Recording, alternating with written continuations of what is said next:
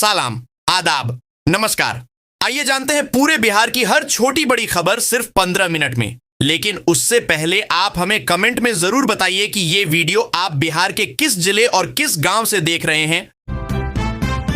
और हां, इस वीडियो को लाइक जरूर करें, क्योंकि आपका दिया हुआ एक लाइक हमारे हौसले को दोगुना कर देता है। सारण में बुलडोजर एक्शन, मुख्य मार्ग से हटाया गया अतिक्रमण। सारण जिले में मंगलवार को नगर प्रशासन ने बड़े पैमाने पर अतिक्रमण हटाओ अभियान चलाया। कार्यपालक पदाधिकारी रजनीश कुमार और अंचलाधिकारी अनुज कुमार के नेतृत्व में टीम ने परसा मिडिल स्कूल के मुख्य गेट स्थित SH73 से कार्रवाई शुरू की और परसा सोनहो बस स्टैंड तक अभियान चलाया। मुख्य बाजार स्थित सब्जी मंडी के सामने भी बुलडोजर चलाकर दर्जनों अस्थायी दुकानों, झोपड़ियों और अवैध निर्माणों को हटाया गया। कार्रवाई के दौरान पुलिस और सुरक्षा बलों की संयुक्त टीम मौजूद रही, जिससे पूरे मार्ग में सुरक्षा व्यवस्था मजबूत रही। सीओ अनुज कुमार ने कहा कि नगर को अतिक्रमण मुक्त करना प्रशासन की प्राथमिकता है और बार बार चेतावनी देने के बावजूद अतिक्रमण नहीं हटाने पर यह कदम उठाना पड़ा।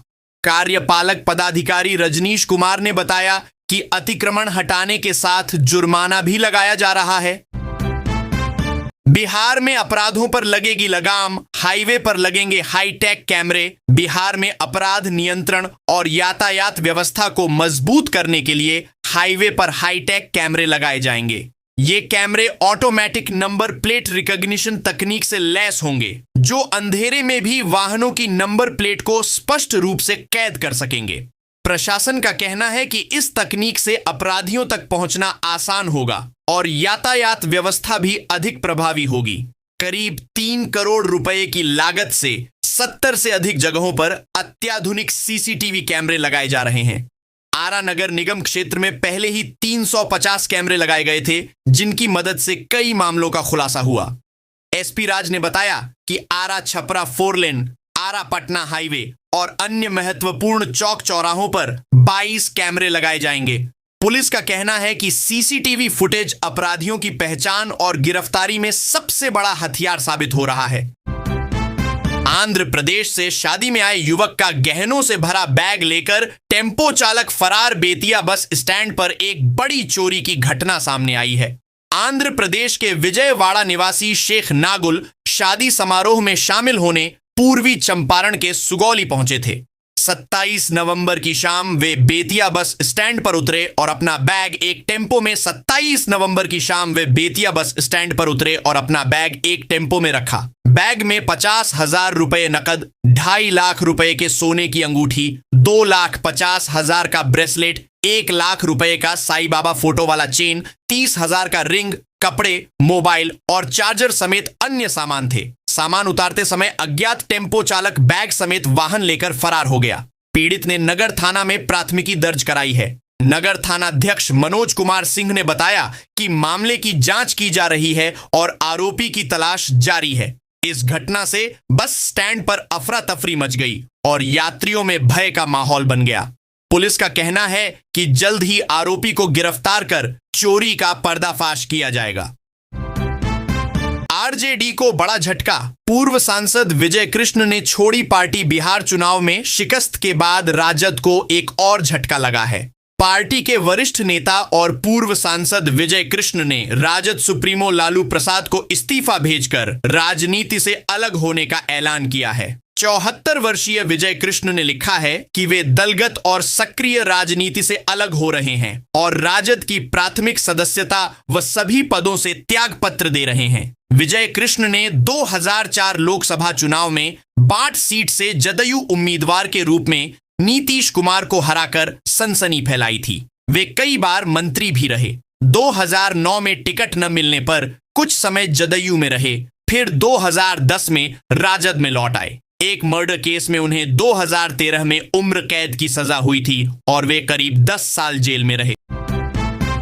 प्रगति यात्रा में घोषित 430 में से 428 योजनाओं को मिली मंजूरी। मुख्यमंत्री नीतीश कुमार ने बुधवार को समीक्षा बैठक में प्रगति यात्रा के दौरान घोषित योजनाओं को प्राथमिकता से पूरा करने का निर्देश दिया। इस यात्रा में कुल 430 योजनाओं की घोषणा हुई थी, जिनमें से 428 को मंजूरी मिल चुकी है। शेष 2 योजनाएं तकनीकी कारणों से अनुपयुक्त पाई गईं। इन योजनाओं पर 50,000 करोड़ रुपए खर्च किए जाएंगे। मुख्यमंत्री ने कहा कि सभी विभाग लंबित कार्यों को तेजी से पूरा करें और लगातार अनुश्रवण करते रहें। मुख्य सचिव प्रत्यय अमृत ने बताया कि 22 विभागों से जुड़ी इन योजनाओं में से 21 का काम पूरा हो चुका है, जबकि बाकी पर तेजी से काम चल रहा है। नीतीश कुमार ने कहा कि राज्य के सर्वांगीण विकास के लिए योजनाबद्ध ढंग से काम हो रहा है और लक्ष्य है कि बिहार देश के 5 अग्रणी विकसित राज्यों में शामिल हो। कमर दर्द से छुटकारा पाने के प्रभावी उपाय बैक पेन आज आम समस्या बन चुकी है, जिसका कारण लंबे समय तक बैठकर काम करना, गलत तरीके से वजन उठाना, व्यायाम की कमी और तनाव है। राहत पाने के लिए सही बॉडी पोस्चर बनाए रखना जरूरी है। कुर्सी की ऊंचाई ऐसी हो कि पैर जमीन पर टिके रहें और कमर को सपोर्ट मिले। नियमित व्यायाम और योगासन जैसे भुजंगासन, शवासन और मार्जरी आसन पीठ दर्द में लाभकारी हैं। हल्की स्ट्रेचिंग सुबह शाम करने से मांसपेशियों में तनाव कम होता है। दर्द की शुरुआत में ठंडी सिंकाई और पुराने दर्द में गर्म सिंकाई असरदार होती है। दैनिक जीवन में भारी वजन अचानक उठाने से बचें। लंबे समय तक एक ही पोजीशन में न बैठें और हर 30 से 40 मिनट में थोड़ा टहलें। सोने के लिए मध्यम कठोरता वाला गद्दा इस्तेमाल करें और वजन नियंत्रित रखें। संतुलित आहार जिसमें कैल्शियम, विटामिन डी और प्रोटीन शामिल हों, हड्डियों और मांसपेशियों को मजबूत बनाता है। ब्लैक राइस फार्मिंग से किसानों की बदली किस्मत। बिहार के कई जिलों में खेती का परिदृश्य बदल रहा है। किसान अब पारंपरिक धान और गेहूं से हटकर काला धान और काला गेहूं जैसी नई प्रजातियों की खेती कर रहे हैं। किसानों का कहना है कि कम लागत, कम पानी और कम श्रम में भी काला धान की पैदावार बेहतर होती है और बाजार में इसकी मांग तेजी से बढ़ रही है। स्वास्थ्य के प्रति जागरूक लोग इसे पसंद कर रहे हैं क्योंकि इसमें एंटीऑक्सीडेंट, आयरन और फाइबर अधिक मात्रा में होते हैं। वैज्ञानिक भी मानते हैं कि यह मधुमेह और हृदय रोग से बचाव में सहायक हो सकता है। बाजार में काला धान साधारण धान से 3 से 4 गुना महंगा बिक रहा है, जबकि काला गेहूं का आटा और भी ऊंचे दाम पर मिल रहा है। इससे किसानों की सालाना आमदनी में उल्लेखनीय बढ़ोतरी दर्ज की जा रही है और खेती अब फायदे का सौदा साबित हो रही है। पटना सहित 6 जिलों में पारा लुढ़का। सबौर सबसे ठंडा प्रदेश में ठंड का असर बढ़ने लगा है। भागलपुर का सबौर मंगलवार को 8.4 डिग्री सेल्सियस के साथ सबसे ठंडा रहा, जबकि पटना का न्यूनतम तापमान 13.7 डिग्री दर्ज किया गया। मौसम विज्ञान केंद्र पटना के अनुसार 6 जिलों में न्यूनतम तापमान में गिरावट दर्ज की गई। विभाग ने बताया कि अगले 7 दिनों तक मौसम 6 डिग्री सेल्सियस के आसपास रहेगा, शुष्क रहेगा और सुबह शाम हल्के से मध्यम कोहरे का असर बना रहेगा। पछुआ हवाओं के कारण दिन में भी कनकनी महसूस होगी। पटना का अधिकतम तापमान 24.8 डिग्री रहा, जबकि अररिया फारबिसगंज में 28.2 डिग्री के साथ सबसे अधिक तापमान दर्ज किया गया। दृश्यता पटना और पूर्णिया में सबसे कम 400 मीटर रही। चारा घोटाला मामले की हर दिन होगी सुनवाई। करोड़ों रुपए के चारा घोटाले से जुड़े एक मुख्य मामले की सुनवाई अब सीबीआई की विशेष अदालत में प्रतिदिन होगी। विशेष न्यायाधीश राकेश कुमार ने आदेश दिया कि सभी आरोपित अदालत में सशरीर उपस्थित रहें। यह मामला वर्ष 1996 का है, जिसमें भागलपुर के बांका उपजिला कोषागार से पशुपालन विभाग में जाली विपत्रों के आधार पर करीब 45 लाख रुपए की अवैध निकासी हुई थी। इस मामले में पूर्व मुख्यमंत्री लालू प्रसाद सहित कई मंत्री, विधायक और आईएएस अधिकारी आरोपित हैं। अब तक 250 गवाहों में से 110 गवाह गवाही दे चुके हैं। पटना में अश्लील गाने पर एफआईआर, सिंगर ने मांगी माफी। पटना पुलिस ने अश्लील गाना और आपत्तिजनक वीडियो सोशल मीडिया पर अपलोड करने के मामले में मगही सिंगर अनूप कुमार पांडेय के खिलाफ दीघा थाने में केस दर्ज किया है। पुलिस ने उन्हें थाने बुलाकर भविष्य में ऐसी गलती न करने की हिदायत दी और बॉन्ड पेपर भरवाया। इसके बाद सिंगर और उनके 2 साथियों ने इंस्टाग्राम पर सार्वजनिक माफी मांगी और कहा कि आगे न तो ऐसे गाने बनाएंगे और न ही अपलोड करेंगे।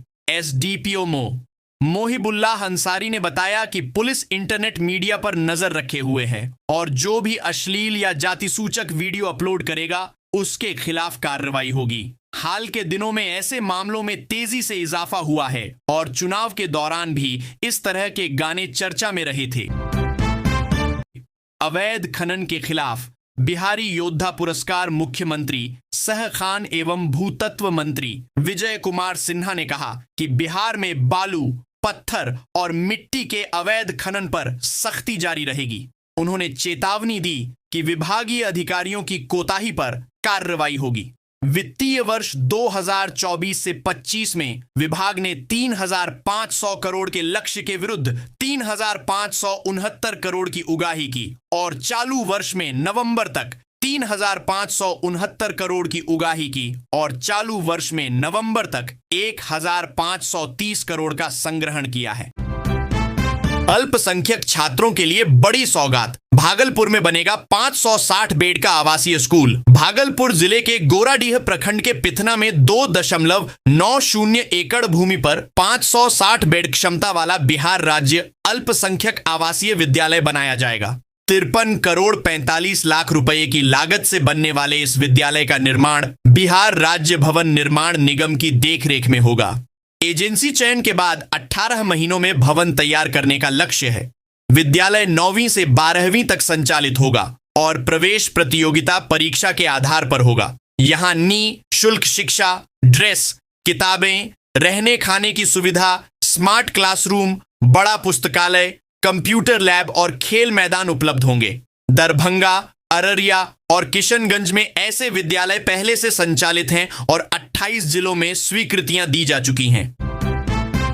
Raxaul Haldia express way project में तेजी। केंद्र सरकार की महत्वाकांक्षी Raxaul Haldia greenfield express way परियोजना को लेकर मुजफ्फरपुर में भूमि अधिग्रहण की प्रक्रिया शुरू हो गई है। औराई के 5 गांव रामपुर, डकरामा, भादो, भवानीपुर और परमजीवर ताराजीवर में भूमि अधिग्रहण किया जाएगा।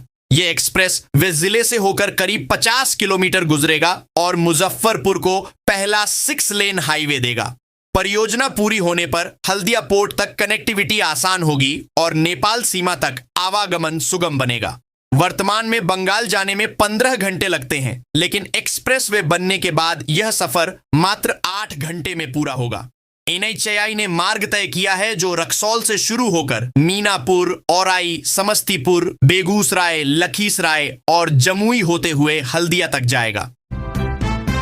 बिहार में एक घर एक मीटर का नियम लागू। 125 यूनिट मुफ्त बिजली योजना के बाद उपभोक्ताओं में नए कनेक्शन लेने की होड़ मच गई है।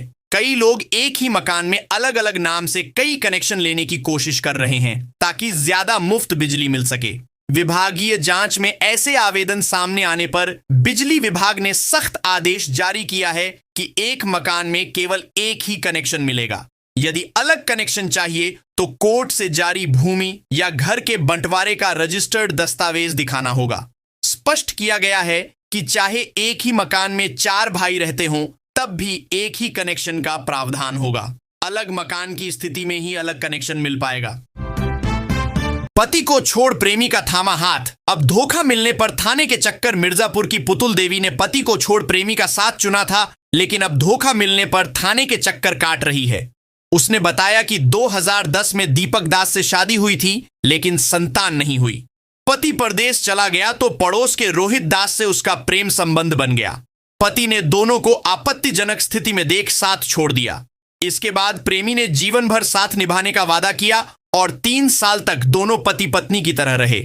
अब रोहित ने उसे घर से भगा दिया है और पहचानने से भी इनकार कर रहा है।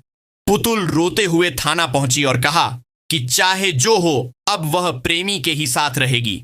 पुलिस ने मामले की जांच शुरू कर दी है। ट्रेन में कारोबारी का 5 करोड़ का गोल्ड बैग चोरी। सिद्धेश्वर एक्सप्रेस ट्रेन में मुंबई के एक व्यापारी का सोने से भरा बैग चोरी हो गया। व्यापारी सोलापुर से मुंबई जा रहा था और रात में झपकी लगने पर चोर बैग लेकर फरार हो गया। बैग में 4,456 ग्राम सोने के गहने थे, जिनकी कीमत 5 करोड़ 53 लाख रुपए बताई जा रही है। व्यापारी ने बैग सीट के नीचे रखकर चेन से बांधा था, लेकिन चोर ने चेन तोड़कर बैग उठा लिया। यह घटना सोलापुर से कल्याण के बीच हुई।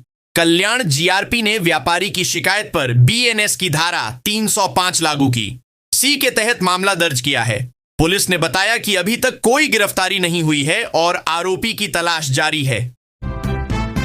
22 साल बाद लहसुन प्याज बना तलाक की वजह। गुजरात के अहमदाबाद में एक दंपति का रिश्ता सिर्फ प्याज और लहसुन खाने की आदत के कारण टूट गया। पति को लहसुन प्याज पसंद था, जबकि पत्नी स्वामीनारायण संप्रदाय से जुड़ी होने के कारण इसका सेवन नहीं करती थी। वर्षों तक एक ही घर में अलग अलग रसोई चलती रही और अंततः मामला तलाक तक पहुंच गया। गुजरात हाई कोर्ट ने पारिवारिक अदालत के फैसले को बरकरार रखते हुए तलाक की पुष्टि कर दी।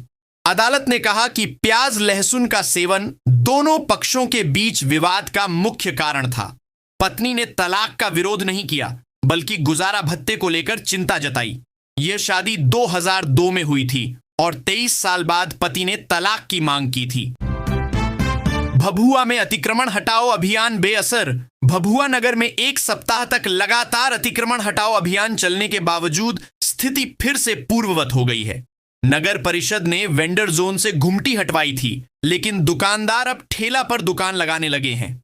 वाहन स्टैंड की कमी के कारण सड़कों पर ही गाड़ियां खड़ी की जा रही हैं। नगर परिषद ने अभियान के दौरान 50,000 रुपये से अधिक जुर्माना वसूला था और कई दुकानदारों ने कुछ दिनों तक दुकान लगाना बंद कर दिया था। लेकिन कार्रवाई शिथिल होते ही सड़कें फिर से पार्किंग और ठेले की दुकानों से भर गईं। ईओ संजय उपाध्याय ने कहा कि अतिक्रमण किसी भी हाल में बर्दाश्त नहीं किया जाएगा और लगातार कार्रवाई जारी रहेगी। किशनगंज में अतिक्रमण हटाने गई टीम पर हमला।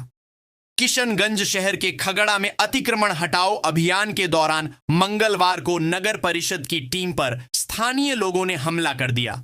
जेसीबी मशीन पर ईंट पत्थर बरसाए गए और कर्मियों के साथ मारपीट की गई। इस हमले में जेसीबी ड्राइवर कृपा चौधरी गंभीर रूप से घायल हो गया, जिसे अस्पताल में भर्ती कराया गया है। नगर परिषद के आमीन कमलेश कुमार और एक ट्रैक्टर चालक को भी चोट आई है। महिलाओं ने आरोप लगाया कि उन्हें दुकान हटाने के लिए समय नहीं दिया गया।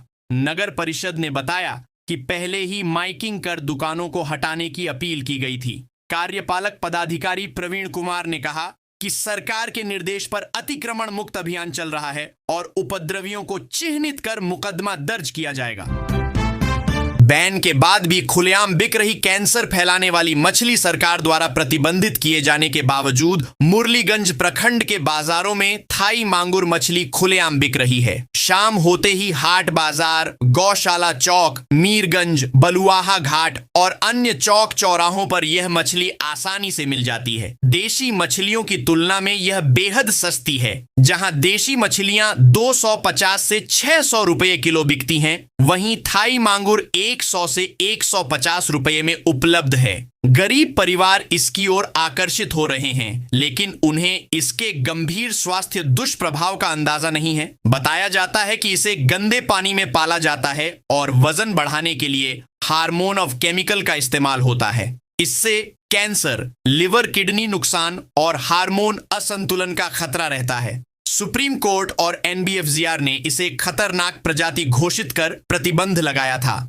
लेकिन स्थानीय स्तर पर कार्रवाई और निगरानी की कमी साफ दिख रही है। बिहार में नकली सिगरेट फैक्ट्री का भंडाफोड़। पूरब सराय थाने की पुलिस ने दिलावरपुर इलाके में अवैध नकली सिगरेट फैक्ट्री का भंडाफोड़ किया। छापेमारी में भारी मात्रा में तैयार नकली सिगरेट, पैकिंग सामग्री और मशीनें बरामद हुई। पुलिस ने बताया कि फैक्ट्री में नामी ब्रांडों की नकली पैकिंग कर बाजार में सप्लाई की जा रही थी। छापेमारी में 3,92,000 पीस नकली सिगरेट बरामद की गई, जिसका बाजार मूल्य 35 से 40 लाख रुपए है। इसके अलावा 13,000 खाली बॉक्स। नवादा में भूमि मुआवजा को लेकर रैयतों का उग्र प्रदर्शन। नवादा जिले में के अकबरपुर प्रखंड के पैजुना गांव में मंगलवार को रैयतों ने हाईवे विस्तार के लिए अर्जित भूमि का मुआवजा न मिलने पर जोरदार प्रदर्शन किया। Bihar state highway 103 Manjhwe Kakolat road के सुदृढ़ीकरण कार्य को रोक दिया गया। प्रदर्शनकारियों का कहना है कि वर्षों से जमीन अधिग्रहित कर ली गई है, लेकिन मुआवजे की राशि नहीं दी गई। उन्होंने चेतावनी दी कि जब तक स्पष्ट निर्धारण और भुगतान की प्रक्रिया शुरू नहीं होगी, तब तक सड़क निर्माण आगे नहीं बढ़ने दिया जाएगा। आंदोलन का नेतृत्व सुबोध कुशवाहा, शैलेंद्र कुमार, रंजीत कुमार और सामाजिक कार्यकर्ता मसीहुद्दीन कर रहे हैं। नेताओं ने कहा कि विकास कार्यों का विरोध उनका उद्देश्य नहीं है, लेकिन जमीन के बदले उचित मूल्य मिलना उनका अधिकार है। प्रदर्शन के कारण हाईवे पर आवागमन बाधित रहा और निर्माण कार्य अस्थायी रूप से ठप हो गया। स्थानीय लोगों ने उम्मीद जताई कि प्रशासन जल्द समाधान निकालकर काम और अधिकार दोनों सुरक्षित करेगा। नगरी नगरी द्वारे द्वारे ढूंढूं रे सांवरियां। झारखंड की युवती को गुजरात में हुआ प्यार, अब पहुंची बिहार के थाने। झारखंड की एक युवती का प्यार गुजरात में मिला, लेकिन उसका अंजाम बिहार के थाने तक पहुंच गया। अहमदाबाद के एक सिलाई कटाई केंद्र में काम करने के दौरान उसकी मुलाकात छपरा निवासी युवक से हुई। दोनों की नजदीकी बढ़ी और उन्होंने शादी कर ली। शुरुआती दिनों में सब कुछ सामान्य रहा। दोनों पति पत्नी की तरह खुशहाल जीवन बिताने लगे। करीब 6 माह तक साथ रहने के बाद युवती गर्भवती हुई, लेकिन पति ने उसका गर्भपात करा दिया। कुछ समय बाद वह दूसरी बार गर्भवती हुई। इस बार पति फरार हो गया। युवती ने पहले सोचा कि वह कहीं गया होगा, लेकिन लंबे इंतजार के बाद भी वह नहीं लौटा। ठगे जाने का एहसास होने पर युवती सीधे छपरा के तरैया थाने पहुंची और न्याय की गुहार लगाई। उसने पति की बरामदगी और अपने अधिकार दिलाने की मांग की। पुलिस ने आवेदन मिलने के बाद स्थानीय जनप्रतिनिधि से संपर्क कर युवक की तलाश शुरू की है, लेकिन अब तक उसका कोई पता नहीं चला है। यह मामला इलाके में चर्चा का विषय बना हुआ है। सुपौल पुलिस ने छापेमारी में बरामद किया 28 किलो गांजा। 2 तस्कर गिरफ्तार। सुपौल जिले के भपटियाही थाना क्षेत्र में सोमवार रात पुलिस ने बड़ी कार्रवाई करते हुए गांजा तस्करों के मंसूबे विफल कर दिए। सूचना मिली थी कि सरायगढ़ वार्ड नंबर 10 में भारी मात्रा में नशीले पदार्थ की खेप रखी गई है। सूचना की पुष्टि होते ही पुलिस टीम ने आधी रात को छापेमारी की योजना बनाई। कामेश्वर शाह और वीरेंद्र कुमार के घर पर छापा मारा गया, जहां से 28 किलो 800 ग्राम गांजा बरामद हुआ। पुलिस ने गांजा जब्त कर दोनों को गिरफ्तार कर जेल भेज दिया। इस दौरान जन वितरण प्रणाली विक्रेता के पति सदानंद शाह के घर की भी तलाशी ली गई, लेकिन वहां कोई आपत्तिजनक सामग्री नहीं मिली। पूछताछ के बाद उन्हें छोड़ दिया गया। पुलिस की इस कार्रवाई से इलाके में नशा कारोबारियों एक में हड़कंप मच गया है। स्थानीय लोगों ने पुलिस की सराहना की और अपील की कि नशा कारोबारियों की गतिविधियों की सूचना तुरंत दी जाए। पुलिस का कहना है कि इस तरह की कार्रवाई लगातार जारी रहेगी ताकि क्षेत्र को नशा मुक्त बनाया जा सके।